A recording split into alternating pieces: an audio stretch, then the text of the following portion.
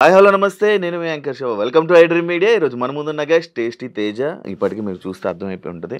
రెండో ఛాన్స్తో అనుకున్నది వాళ్ళ అమ్మగారిని ఎలా అయినా హౌస్లోకి తీసుకురావాలనుకున్నాడు, తీసుకొచ్చేసాడు. హ్యాపీయో లేదో అండ్ లోపల ఆయన 2 సార్లు జనాలు సపోర్ట్ చేయకపోవడానికి గల కారణాలు ఏంటి, ఇవన్నీ మనకు తెలియని విషయాలు తెలుసుకునే ప్రయత్నం అయితే ఈరోజు టేస్టీ తేజతో మాట్లాడి తెలుసుకుందాం. Hi bro. ఏం బ్రో చాలా ఫార్మాలిటీ ఎలా అనిపించింది ఏంటి? కాదు లేదు 2 సార్లు జనాలు సపోర్ట్ చేయకపోవడం ఏంటి బ్రో? ఏంటిదో ఇంట్రో సరే ఓకే. ఇంటర్వ్యూ స్టార్ట్ చేసే ముందు జనాలకు డిస్క్లైమరు. మీరు కింద బేసిక్గా నేను మీకు జనాలకు చెబుతున్నా డిస్క్లైమర్ అంతే. ఎరా ఆట అయిపోయి 2 వారాలు అయింది, ఇప్పుడు కూర్చొని మళ్ళీ ఆట గురించి ఎందుకు దాని గురించి మాట్లాడుతావు అది ఇది అంటారేమోలే కానీ బేసిక్గా బయటకు వచ్చేసి నాకు అంత మామూలే, అందరూ బాగానే ఉన్నాం. బట్ ఆట గురించి ఆయన క్వశ్చన్ అడిగితే అప్పుడు ఆ మినిట్లో ఏమైంది ఏంటనే దాని గురించి నా సమాధానాలు. ఇప్పుడు కూర్చొని ఇంకా ఆట అయిపోయినా దాని మీద పడి ఎడుతున్నావు, వాళ్ళ మీద పడి ఎడుతున్నావు ఇలాంటి కామెంట్లు పెట్టుకోండి ఫరక్కేలే చెప్పేసా డిస్క్లైమర్. కంగ్రాచులేషన్స్. డన్ అన్న, థ్యాంక్ యూ. మీ అమ్మగారిని అనుకున్న కోరిక తీరిపోయిందా? హ్యాపీయా? దిల్ ఖుష్ అన్న. చెప్పాక 11వ వారం దాకా కష్టపడ్డా, లాస్ట్ 2 వారాలు ఎంజాయ్ చేశా బిగ్ బాస్ జర్నీని. అమ్మగారు వచ్చాక మొత్తం ఎంజాయ్. అంతేగా ఏం అయిపోయింది, గోల్ రీచ్ అయిపోయా. సక్సెస్ జర్నీ ఒక టార్గెట్ పెట్టుకుంటాం, టార్గెట్ రీచ్ అయిపోయిన తర్వాత ఆ యొక్క సక్సెస్ జర్నీని ఎంజాయ్ చేస్తాం. హౌస్ లోనే చెప్పాను నేను, బిగ్ బాస్ అమ్మ తీసుకొచ్చింది ఇది నాకు సక్సెస్, ఇక నేను ఇన్ని వారాలు ఉంటే అన్ని వారాలు నా యొక్క జర్నీని ఎంజాయ్ చేస్తాను Bigg Boss, thank you so much అని చెప్పిన. అది ఎందుకు నార్మల్గా టేస్టీ తేజని ఎందుకు సపోర్ట్ చేయలేదు యాక్చువల్ ఆడియన్స్? ఎందుకు ఓట్స్ వేయలేదు అని అడుగు. ఓట్స్ వేయలేదు, ఓట్స్ వేయకుండా 13వ వారం దాకా నేను ఉన్నావు. అంటే ఒకనొక టైం వరకు ఉన్నావు. ఇప్పుడు 7లో కూడా ఒకనొక టైం వరకు ఉన్నావు. అంతకు ముందుకు బాగాలేదని ఓపెన్ గా అది ఎవరు ఒప్పుకున్నా ఒప్పుకోకపోయినా ఓట్లు పడాలి అంటే ఆటతో పాటు నేను జనరల్ గా నమ్మేది అండ్ ఈ సీజన్ వల్ల నాకు తెలిసింది ఏంటంటే ఓట్స్ అనేవి డెఫినెట్లీ మనం ఆడే ఆట బట్టి, దాంతోపాటు మన లుక్స్, మన ఫిజికాలిటీని, మనం ఏంటి, మనం ఏ కేటగిరీ అనే దాన్ని బట్టి కూడా ఓట్స్ అనేవి స్ప్లిట్ అవుతాయి అన్న. It is open. Comedian category, comedian ఒక పర్స్పెక్టివ్ లోనే చూస్తారు, ఒక హీరోయిక్ మెటీరియల్ ని హీరోయిక్ గానే చూస్తారు, ఒక విలన్ షేడ్స్ వాళ్ళని విలన్ గానే చూస్తారు. ఈ కమెడియన్ కేటగిరీ వాళ్ళని ఒక స్టేజ్ వరకే ఇది చేస్తారు. ఇప్పుడు ఆ వారంలో నేను ఎలిమినేట్ అవడానికి కారణం ఏంటంటే నా తర్వాత ఉన్న వాళ్ళందరికీ నాకన్నా బెటర్ ఓటింగ్ ఉంది. ఆ బెటర్ ఓటింగ్ వాళ్ళు క్రియేట్ చేసుకోగలిగారు, నేను క్రియేట్ చేసుకోలేకపోయా.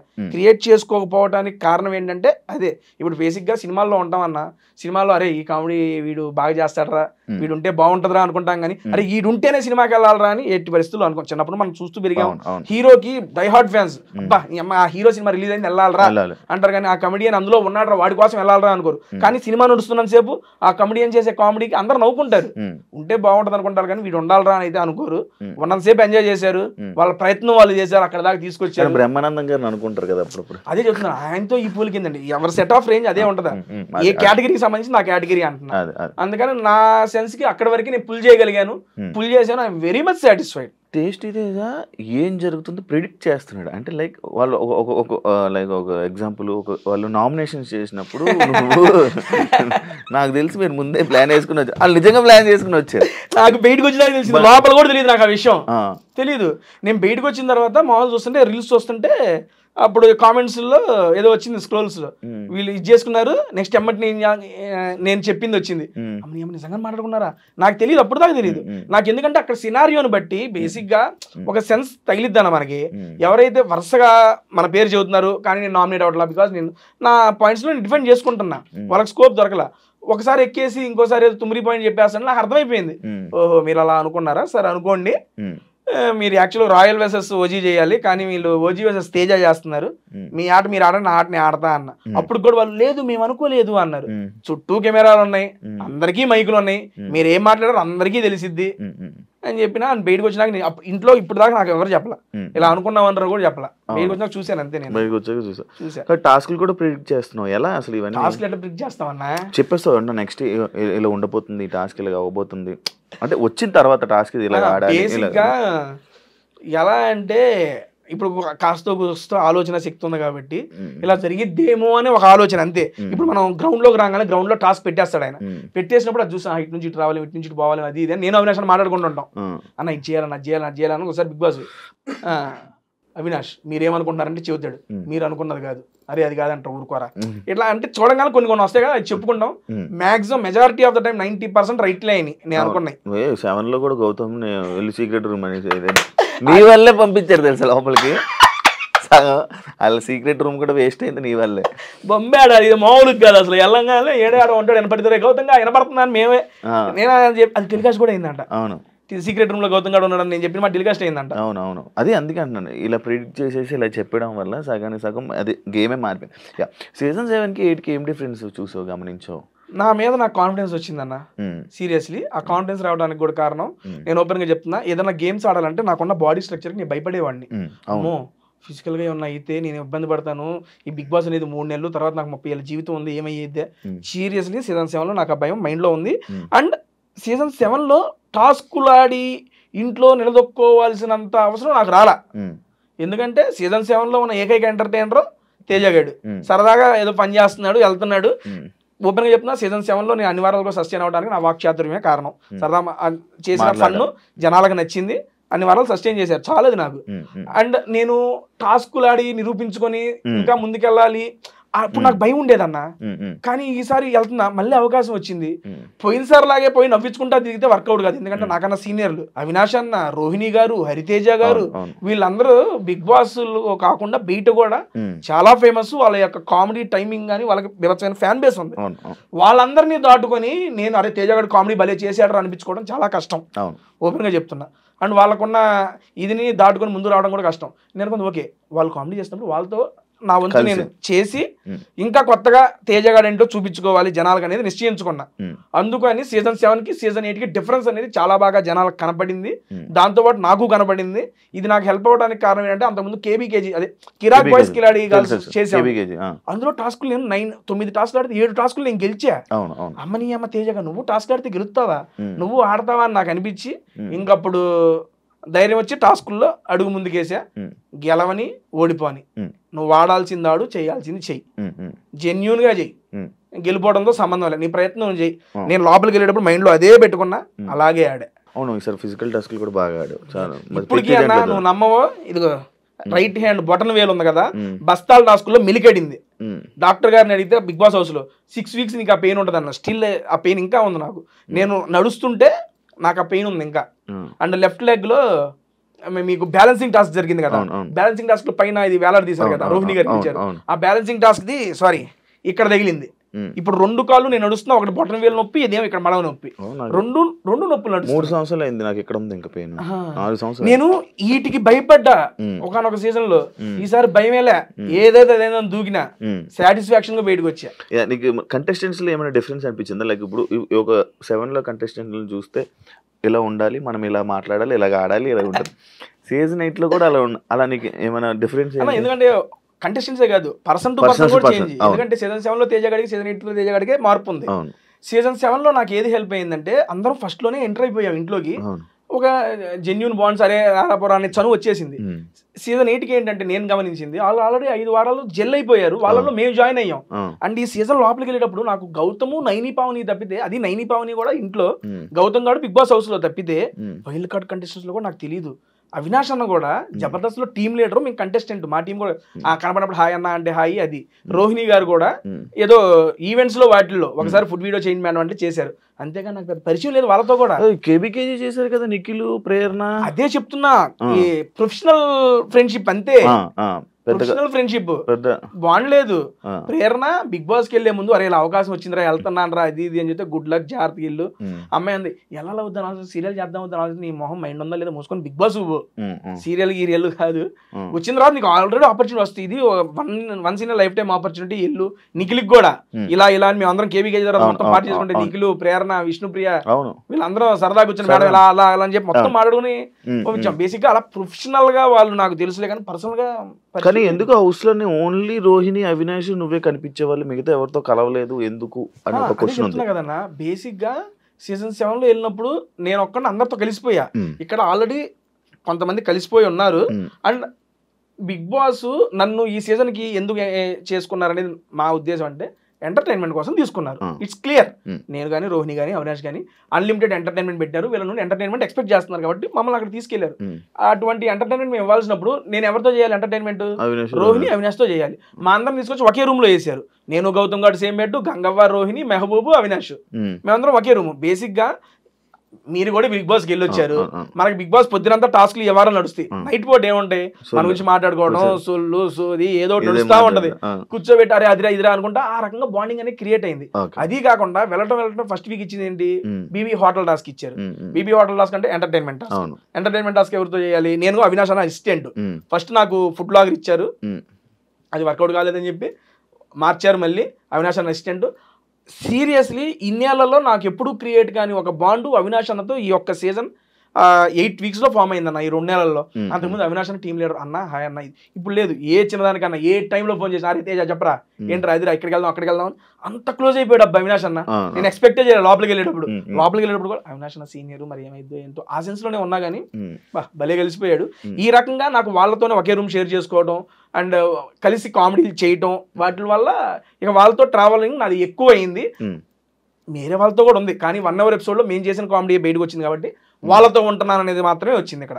అవినాష్ రోహిణి వీళ్ళందరి వల్ల, వీళ్ళిద్దరు డామినేషన్ వల్ల ఎంటర్టైన్మెంట్ లోని టేస్టీ తేజ 7 అంతా 8 లో అసలు కనిపించలేదు, కొంచెం డౌన్ అయ్యింది. అదొక పెద్ద మైనస్ గేమ్ తేజకి. నేను ఒప్పుకుంటా దాన్ని, అది మైనస్ గా నేను తీసుకోనన్నా. ఎందుకు అంటే 7 లో నేను ఇందాకే చెప్పాను, ఫస్ట్ నాది, దాని తర్వాత బోలేగాడిది యాడ్ అయ్యింది. ఓకే, కానీ బోలేగాడి సపరేట్ ట్రాక్, నాది సపరేట్. ఆ తరంగా ఎంటర్టైన్మెంట్ జనాలకి ఇచ్చాము, అది ఏదో విధంగా వాళ్ళకి నచ్చింది. ఇప్పుడు ఏంటంటే ముగ్గురు కలిసి చేసేటప్పుడు ఒకళ్ళొకళ్ళు డామినేట్ చేసే వాళ్ళని చూసామనుకోండి, అక్కడ హెల్దీ కాంపిటీషన్ ఉండదు. అరే ఆయన చేస్తున్నారు, ఆయన కన్నా మనం చేసేయాలరా, ఆమె చేస్తున్నా ఆమె మనం చేసేయాలి అన్న ఆలోచన పొరపాటున వచ్చింది అనుకోండి, ఆ హెల్దీ కాంపిటీషన్ ఉండదు, హెల్దీ స్కిట్స్ రావు, జనాలకు కూడా అంత హెల్దీ అనిపించదు. దాంట్లో కూడా ఎంటర్టైన్మెంట్ చేస్తే జెన్యూన్ గానే చేయాలి. వీళ్ళిద్దరు చేస్తున్నారు, వాళ్ళకి సపోర్టింగ్ గానే ఉండాలి, నేనే ఒప్పుకుంటున్నా. వాళ్ళిద్దరిది 7 లోని అందరిని వెళ్ళి కెలికేవాడివి, లైక్ అందరిని వెళ్ళి కెలికి అందరి మీద ఫన్ చేసేవాడివి. వీళ్ళిద్దరు ఈ జోన్లోనే నువ్వు ఉండిపోవడం వల్ల టేస్టీ తేజ అదే నువ్వు అన్నావు రీజన్ అయితే చెప్పావు, వీళ్ళతో ఉండడం వల్ల వీళ్ళతో కలిసానని చెప్పావు. కానీ మిగతా కంటెస్టెంట్స్తోనే కూడా వెళ్ళి మాట్లాడి వాళ్ళ మీద పంచులేసి జోకులు వేస్తూ ఇలా నడిచుంటే అది ఉండేదేమో. బేసిక్ గా స్టేజ్ మీద వెళ్ళినప్పుడు నాగార్జున సార్ ఒకటే చెప్పా, సార్ ఇప్పటిదాకా తేజ గారిని ఎంటర్టైనర్ గా చూశారు, ఈ సీజన్ లో ఎంటర్టైనర్ ప్లస్ గేమర్ గా చూడబోతున్నారు అన్న. బేసిక్ గా గేమర్ ఓకే, అదే చెప్తున్నా. ఎంటర్టైన్మెంట్ చేసేవాళ్ళు సరదాగా ఒక మాట అరిచేస్తున్నాడేట్రా ఆబ్వియస్లీ తీసుకుంటారు. ఇప్పుడు మామూలుగా మనం ఫన్ లో ఉన్నామన్నా, ఏదైనా ఒక దగ్గర సీరియస్ అయిపోయాం అనుకోండి, ఏంటి ఈడు ఫన్ చేసి తీసుకుని ఈడు అరుస్తున్నాడా, ఈడికి అరిసే అంత ఉందా, అది ఉంటది. ఆబ్వియస్లీ అవినాష్ అన్న కూడా నేను బయటకు వచ్చినా చూసా, ఈడేంద్ర ఎట్ట అరుస్తున్నాడు అని కూడా అన్నారు అవినాష్ అన్న. ఆ మూమెంట్స్ వచ్చినప్పుడు రియాక్ట్ అవుతారు అందరూ. ఆ సెన్స్ లో నేనేమనుకున్నానంటే, ఓకే ఇప్పుడు ఫన్ జరుగుతుంది, అవినాష్ అన్న కూడా ఇప్పుడు మీరు ఏదైతే నాకు చెప్పారో, నేను సీజన్ 7 లో ఏం చేసి అందరం పోయి గెలికేవాడిని, ఈ సీజన్ లో అన్న గెలుగుతున్నాడు, రోహిణి గారు గెలుగుతున్నాడు, ఇక మళ్ళీ నేను ఈ డేటర్ మళ్ళీ వాళ్ళని ఫాలో అవుతాడు అనే సెన్స్ వస్తుంది. నాకు స్కోప్ దొరికినప్పుడు నేను చేసిన, దాంతో పాటు అదనంగా ఇందులో కామెడీలో తగ్గిందన్నారు కదా, ఆ తగ్గిన దాన్ని గేమ్స్ లో కవర్ చేసుకుని ఆ రెండింటిని బ్యాలెన్స్ చేసుకుని ముందుకెళ్ళా ఈ సీజన్ లో. That is wantedly only. Shobha Shetty లాగా అమ్మాయి ఎవరైనా కనెక్ట్ అయ్యారా? లేదండి, ఇంకెవరు కనెక్ట్ అవ్వరండి లైఫ్ లో. సీరియస్ లో రాసిస్తా, ప్రొఫెషనల్ పరంగానే పరిచయం అయింది ఆ పాప, పర్సనల్ గా చాలా బాగా కనెక్ట్ అయ్యింది. నేను కూడా అనుకోవాలి ఎంత కనెక్ట్ ఇంకెవరు కనెక్ట్ అవ్వలేదు. స్టార్టింగ్ లో tasty Teja Bigg Boss house లోకి వెళ్తున్నప్పుడు వై టేస్టీ తేజ ఎందుకు అనే క్వశ్చన్స్ వచ్చాయి. దాని గురించి నువ్వేమైనా చెప్పాలనుకుంటున్నా? నేను అడిగా టీంని, సీరియస్లీ అడిగా, ఇంటర్వ్యూ పిలుస్తారు కదా మాట్లాడినప్పుడు, వై టేస్ట్ మళ్ళీ నన్ను ఎందుకన్నా, నేను ఎందుకు అడిగానంటే, ఏమండి అవినాష్ గారు ఐ మీన్ మనకి వస్తున్నాయి కదా, నా నుండి ఏమి ఎక్స్పెక్ట్ చేసి మీరు తీసుకుంటున్నారు ఈ సీజన్ లో అని. నాకు 2 చెప్పారు నన్ను ఇంటర్వ్యూ చేసేప్పుడు, ఈ సీజన్ లో ఏం తగ్గింది అని. ఎంటర్టైన్మెంట్, దానికోసం నేను తీసుకుంటున్నా. అండ్ ఇంకోటి, ఎంటర్టైన్మెంట్ తో పాటు నీకు తెలివి ఉంది, నువ్వు నీ తెలివిని ఉపయోగించి ఆట ఆడు, నీ మనసును ఉపయోగించి ఎంటర్టైన్మెంట్ చేయి, నీ నుండి ఈ 2 ఎక్స్పెక్ట్ చేస్తున్నావు, ఇంకేమి వద్దు, నువ్వు ఇది ఆడు మాకు చాలా అన్నారు. ఇదే చెప్పారు నాకు. మనకు తెలివి ఉందని చెప్పి ఇల్లు పెట్టుకున్నారు. నిజంగా ఉంది, నేను యాక్సెప్ట్ చేస్తున్నా. నేను ఒక 2-3 డిస్కషన్స్ లోనే నేను మా వాళ్ళతో చెప్తాను, ఎలా భలే గెస్ట్ చేస్తున్నాడా. మన చేతికి చెప్పాను, నేను చాలాసార్లు చెప్పాను, చాలా మందికి చెప్పాను భలే గెస్ట్ చేస్తున్నాడు అని. బిగ్ బాస్ టీమ్ కూడా స్టన్ అయిందంట. ఏంటి తేజ నువ్వు వాట్ ఈస్ బజర్ కొట్టారు కూడా, బజర్ కొట్టి కొడుకు 2 కొడుకులు 4 కొడుకులు 2 చెప్పు. అవును, చెప్పేం కానీ అర్థం కాల టీం కూడా. ఐ మీన్ మన వాళ్ళకి నిజంగా ఒకరి దాంతో ఎక్స్ప్లెయిన్ చేసా, వాళ్ళ టీం ముందే అనుకున్నారంట తేజ ఏదైనా చెబుతాడు, ఇది చెప్పలేడు అనుకున్నారంట. చెప్పలేడు అని చెప్పి నేను రాగానే అదే క్వశ్చన్ వాంటెడ్ గా అడిగారంట, తేజ గడి చెబుతాడా లేదా అని. చెప్పిన షాక్ స్టన్ అంట. అమ్మని మీరు చెప్పేసి అడ్రా ఇది కూడా అని అనుకున్నారంట పీసీఆర్. నాకు బయటకు వచ్చి చెప్పారు. కొంచెం ఉంటుంది కదా నీకు నాలెడ్జ్, లైక్ ఇలా మాట్లాడు మన ఊరు కానీ మన చుట్టాలు రిలేటివ్స్ ఉంటాయి కదా, నాలెడ్జ్ బట్టి ఫాస్ట్గా అయిపోయింది కదా నీకు. అంతే అంతే, జస్ట్ అర్థం చేసుకున్నా ఇది అని చెప్పి వచ్చేసింది. టేస్ట్ తేజ నీకు మీరేమనుకున్నారు? వైట్ టేస్ట్ తేజ మళ్ళీ ఎందుకురా వీడు వెళ్తున్నాడని తెలియదు మీకే వెళ్తున్నాడంటే ఆల్రెడీ అవినాష్, రోహిణి వీళ్ళందరూ ఉన్నారు కదా, టేస్టీ తేజ వెళ్తున్నా. ఎందుకు టేస్టీ తేజ 2-3 వారాలు బయటికి పంపి ఒక కంటెస్టెంట్ మళ్ళీ ఎలాగోకలా బయటకు పంపాలి, అలా పంపిస్తున్నారా? లేకపోతే ఏమైనా ఇంకొక వెర్షన్ ఏమైనా చూపించబోతున్నాడా? ఏం చేస్తున్నాడు టేస్టీ తేజ, ఏం చేస్తాడు నాకు తెలియదు నిజంగా. ఎప్పుడైతే వైల్డ్ కార్డ్ కంటెస్టెంట్ 8 మంది అయిపోయారో, రోహిణి గారిని హౌస్ లో చూడంగా అమ్మని అమ్మ ఏంది ఇది, ఎంతమంది వచ్చారు ఎంటర్టైనర్లు. అవినాష్ అన్న సీజన్ కే ఎంటర్టైనర్, మా సీజన్ రోహిణి గారు ఇప్పుడు బయట ఎరగేస్తున్నారు. హరితేజ గారు తోపు అప్పట్లో, మేము సీజన్ 1 చూసిన అప్పుడు మేడం గారిది. వీళ్ళందరి మధ్య నేను పిల్ల పిచ్చుగాడిని, నేనేం చేయగలను అసలు వీళ్ళతో? ఫస్ట్ 2 రోజులు నాకు అదే ఉంది మైండ్ లో ఆలోచన. నేనేమనుకున్నా, సీజన్ 7 వెళ్ళాము, అందరం ఆడుకున్నాము, ఆడిచ్చేసాము, ఆడేద్దాం అనుకున్నా. వాళ్ళందరూ చూడంగానే ఆట అమ్మని ఇదేందయ్యా ఇది సరే దీన్ని ఎట్టగొట్టి నెట్టుకు రావాలి అని చెప్పి ఇక వాళ్ళతో ఆ జర్నీ, ఆ కామెడీ జర్నీ కంటిన్యూ చేసి అనుకున్నా కదా. నేను గట్టి ఫిక్స్ అయ్యా, అమ్మ వచ్చేదాకా ఉండాలి, ఏ వారం 10-11 వారం వస్తాం. వీళ్ళందరిలో కల్లా నేను అనుకుంది ఏంటంటే, నిజంగా చూసి 2వ వారం 3వ వారం తేజగాడు బయటికి వెళ్ళిపోతాడు నేను అనుకుంది. నేను గనక ఆడకపోతే అన్న నిజంగా 2వ వారం 3వ వారం ఇంటర్వ్యూ నీ ముందు వచ్చి కూర్చునేవాడిని. కాస్త ఆడాను కాబట్టి నాకు నేను మలుచుకొని, ఒరే లేదురా నువ్వు ఆడితేనే కష్టపడితేనే ఉంటావు. సీజన్ 7 ఇంకా తేలికన్నా. ఇప్పుడు ఎంతమందిలో నిలదొక్కుని వైల్డ్ కార్డ్ కంటెస్టెంట్స్ గా వెళ్ళి ఓట్ బ్యాంక్ ని క్రియేట్ చేసుకుని ఆ ఓట్ బ్యాంక్ కన్సిస్టెంట్ గా మెయింటైన్ చేసి ఉండాలంటే చాలా కష్టం. అవును, చాలా మంది నామినేషన్ అయిన వెంటనే వచ్చేయడం, లేకపోతే ఇది జరిగింది. కానీ నీది అలా జరగలేక ఉన్నావు 4 వారాలు నామినేషన్ లో వెళ్ళి 5వ వారం డబుల్ ఎలిమినేషన్ లో ఎలిమినేట్ అయ్యి బయటకు వచ్చా. అవును, డబుల్ ఎలిమినేషన్ లో పెట్టా. అది సింగిల్ ఎలిమినేషన్ అయితే అప్పుడు ఆ రోజు కూడా నువ్వు రాకపోతుండే. ఏమో తెలియదు. ఒక టాపిక్ వచ్చింది, లైక్ ఎలా అంటే పృథ్వీ, నిఖిల్ అండ్ యష్మి ఇప్పటి వరకు అసలు నామినేషన్ చేసుకోలేదు. వాళ్ళది గ్రూప్ గేమ్. ఎంతమంది లోపలికి వచ్చి చెప్పినా వాళ్ళకి లైక్ మాట అనడం జరిగింది కదా. తెలియట్లేదా వాళ్ళకి, తెలియట్లేదా అని అన్నావు కదా. నామినేషన్ చేసుకోవట్లేదా నేను ఓకే, నాకు గుర్తులేదు. లాస్ట్ టైం ఎవరో ఇంటర్వ్యూలో అడిగారు ఇది నన్ను.